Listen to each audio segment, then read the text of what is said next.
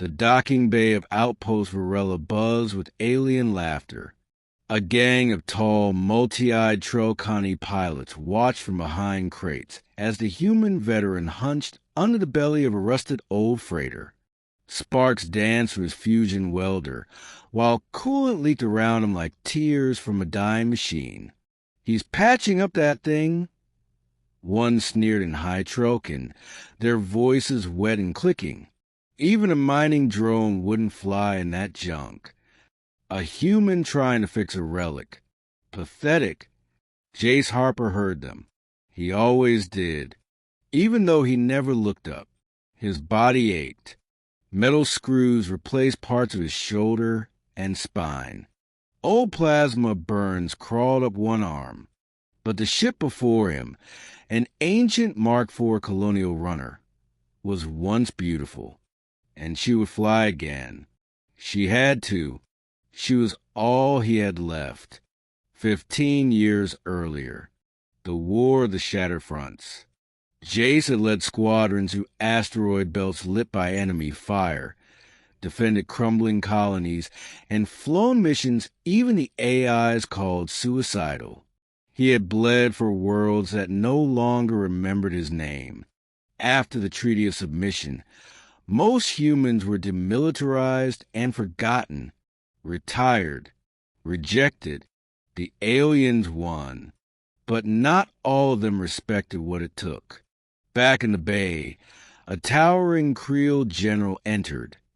6 limbs, ornate exo-armor, and black stripes of command down his crest. General Solvek. The alien pilots snapped to attention. Jace didn't move, didn't stop welding, until Solvek's voice boomed. "You there, human?" Jace turned slowly, face grimy with grease, wearing nothing but a worn jacket and scuffed boots. "Name?" the general demanded. "Jace Harper," he said. "Corporal. Earth Fleet retired." Solvek narrowed his eyes, multiple lenses rotating. "This bay is for active military. That scrap doesn't belong here." "Was told it was decommissioned junk bay," Jace replied, wiping sweat. "Didn't think I needed a permission slip to fix what others threw away." The Trelkani pilot stifled laughter again, but Solvek's eyes caught something. Pinned to Jace's jacket, partly hidden in grease, was a dull metal insignia, an ancient Earthfleet combat wing. Not ceremonial. Earned. Below it, a scarred ribbon. The general stepped closer, bent, and touched the insignia. "This is not a civilian medal." "No," Jace muttered, tired. "Flew the Silico run during the Deneb offensive. Held the line at Hollowgate. Saw Earth burn from orbit." Silence fell over the bay. The Trelkani pilots blinked, suddenly quiet. "You were part of Operation Iron Net?" Solvek asked, a flicker of respect in his voice now. "Wasn't supposed to make it out. Most of us didn't." Jay stood straighter. "You gonna make me move, General? Or can I finish fixing my girl?" The general was silent for a long moment. Then he barked an order in Creel dialect. "Get this man full access to docking tools.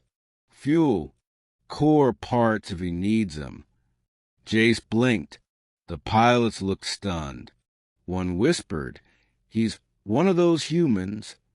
Over the next week, Jace's repairs became the talk of the station. Mechanics offered him tools. Younger pilots asked questions. One even offered to bring him a better engine core. He politely declined. "I know my ship. I don't need fast. I need right."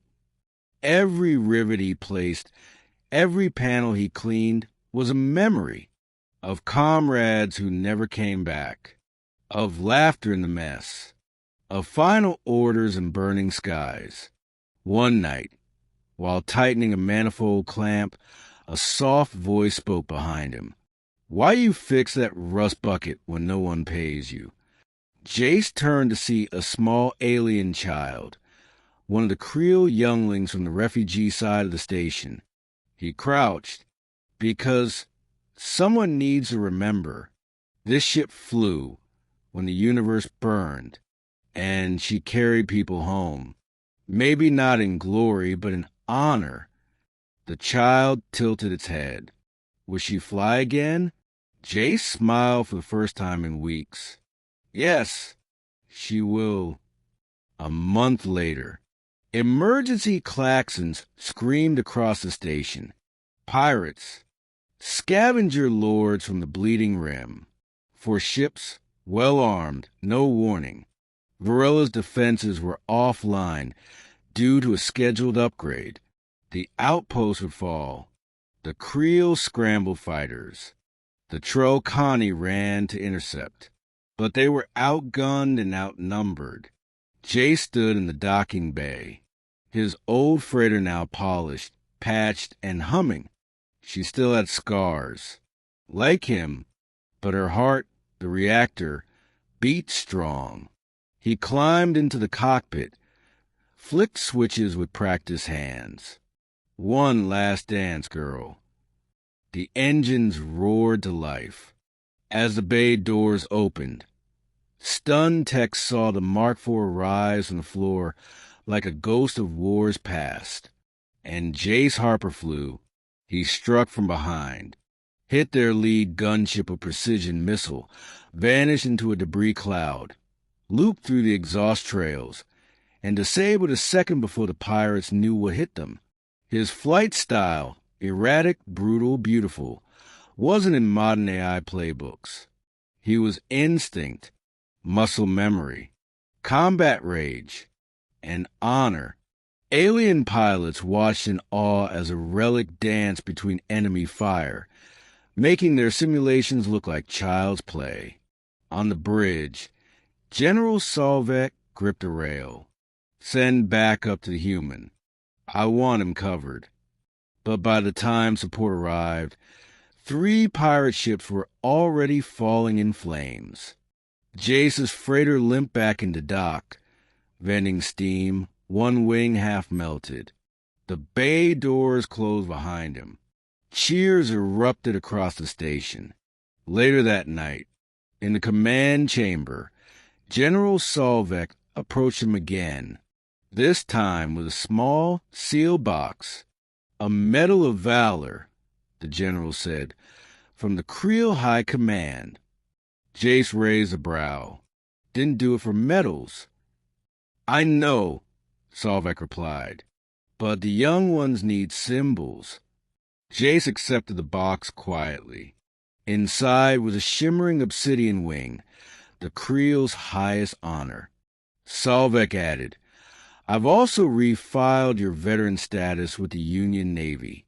Your name will be restored in the Hall of Guardians. Jace nodded, eyes misty. Then maybe they'll remember we bled too. The next morning, the docking bay was quiet. The Trocani who once mocked him stood in salute as he passed. The alien child from before waved and pointed. That's the pilot who flies ghosts. Jace chuckled. No, he whispered. Just someone who never forgot how. And as the stars opened once more, Jace Harper prepped his old ship for another journey. Not because he had to, but because someone, somewhere, still needed a ride home.